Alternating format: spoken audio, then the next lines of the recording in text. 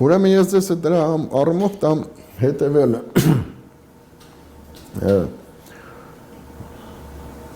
Պուշկինը հետևյալ հետաքրքիր բան ունի, ասում է ես Բայրոնին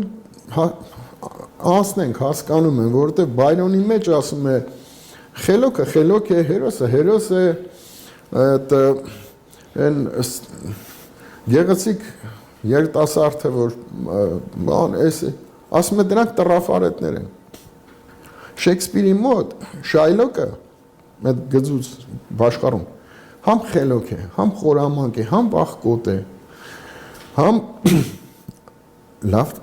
սիրող ծնող է, համ էս, այսինքն միանգամից 4-5 գծեր ունի, որ դա կյանքն է, ամբողջական, հա, քանդակը տափակ նկարի նման չի, էլի կարծես այն 3D-ա, չէ՞, միսուարուն ունի ասում է, դրա համար ես Շեքսպիրին եմ նախապատվություն տալիս։ Հիմա գալով էպոսին, դուք ասեցիք, Քերի Թորոսն է, որ սենց հատկություն ունի, նեղացկոտ էս, դրանք սաղ բոլորը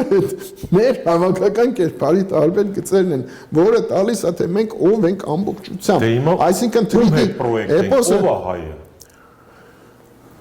նոր ասեցիք դուք արդեն, նորից չկրկնեմ։ Չէ, այդպես տասնյակ կերպարներ կասենք։